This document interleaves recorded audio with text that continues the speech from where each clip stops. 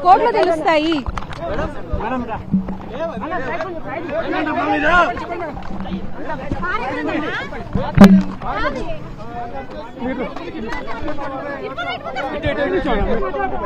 ఒక నిమిషం మాట్లాడుకోరాదని మేడం ఏం చెప్పాలి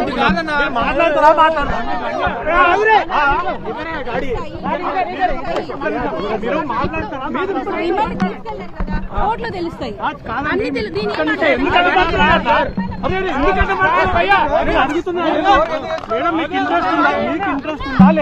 కోర్టులో నిజానిజాలు తెలుస్తాయండి. మీరు అంతవరకు వెయిట్ చేయండి. మళ్ళీ అడుగుతున్నారు చూసారా, నేను ఏం చెప్పాను, కోర్టులో నిజానిజాలు తెలుస్తాయి. ఇప్పుడు 14 రోజులు రిమాండ్ విధించింది కదా, అదే అంటున్నాను నేను. కోర్టులో నిజానిజాలు ఇప్పుడు ఒకవేళ తప్పు చేయకపోతే రిమాండ్ విధించదు కదా. రిమాండ్ అనేది ఎవరికైనా కామన్ అండి. ఎఫ్ఐఆర్ ఫైల్ అంటే ఎవరైనా వేస్తారు. అదేమి కేసు అది నిజమైతే వేయరు.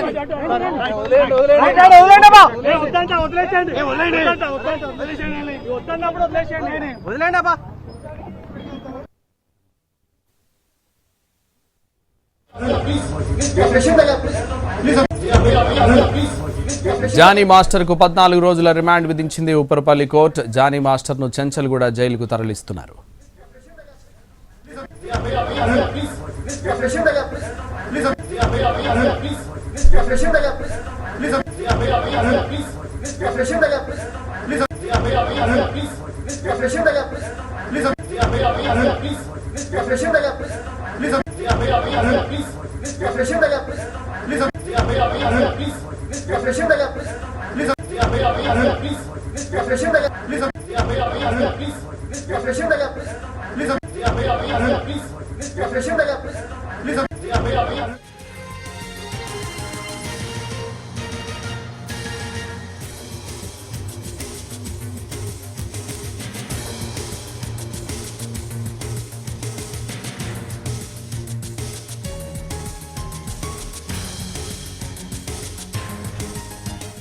జానీ మాస్టర్ కు 14 రోజుల రిమాండ్ విధించింది ఉపరపల్లి కోర్టు. జానీ మాస్టర్ ను చెంచల్గూడ జైలుకు తరలిస్తున్నారు. ఇదే విషయానికి సంబంధించి మరింత సమాచారం మా ప్రతినిధి రాధాకృష్ణ లైవ్ లో అందిస్తారు. రాధాకృష్ణ.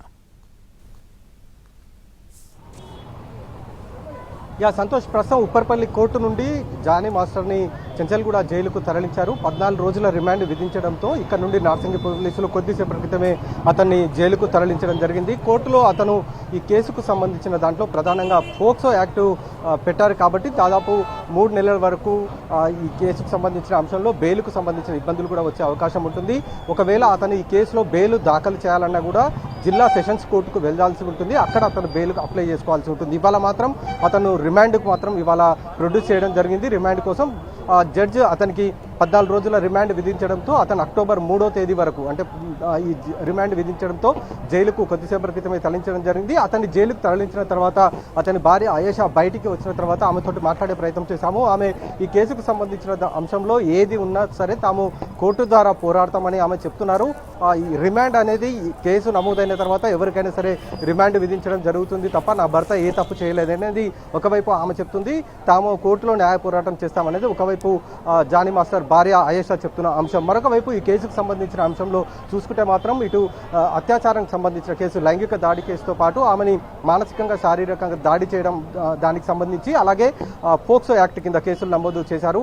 ఈ 3 ఐపీసీ సెక్షన్స్ అలాగే 173, 176 బిఎన్ఎస్ఎస్ యాక్ట్ సెక్షన్స్ కింద కేసులు నమోదు చేశారు. ఈ 5టితో పాటుగా పోక్సో యాక్ట్ ఈ మొత్తం 6 సెక్షన్స్ యాక్ట్ల కింద కేసులు నమోదు చేసిన తర్వాత అతన్ని రిమాండ్కు హాజరుపరచడం జరిగింది. ఇవాళ ఉదయం అతన్ని గోవా నుండి తీసుకొని వచ్చిన తర్వాత ఒక ప్రాంతంలో అతనికి సంబంధించిన స్టేట్మెంట్ మొత్తం కూడా రికార్డు చేయడం జరిగింది. ఆ బాధిత యువతి ఎవరైతే ఫిర్యాదు చేసిన అంశంలో ఆమె పేర్కొన్న అంశాలు ఏవైతే ఉన్నాయో వాటిని అన్నిటిని కూడా అతని నుండి వివరాలు రాబట్టడం జరిగింది. ముంబైలో ఆమెపై లైంగిక దాడికి చేసిన ఘటనకు సంబంధించిన వివరాలు తీసుకున్నారు. అలాగే ఇక్కడికి వచ్చిన తర్వాత కూడా పలుసార్లు షూటింగ్ సమయంలో క్యారీ వ్యాన్లోకి తీసుకొని వెళ్ళి అక్కడ ఆమె పైన లైంగిక దాడికి ప్రయత్నం చేయడం, ఒప్పుకోకపోవడంతో ఆమెని జుట్టు పట్టుకొని అద్దానికి తలని కొట్టినట్లు కూడా ఆమె ఆరోపణలు చేసింది. కాబట్టి వీటికి సంబంధించిన వాటన్నిటికి సంబంధించి ఇతని నుంచి జానీ మాస్టర్ నుంచి పూర్తి వివరాలు అయితే సేకరించడం జరిగింది. స్టేట్మెంట్ రికార్డు చేసిన తర్వాత అతనికి ఒక ప్రైవేట్ ఆసుపత్రిలో వైద్య పరీక్షలు చేయించారు. వైద్య పరీక్షలు చేయించిన తర్వాత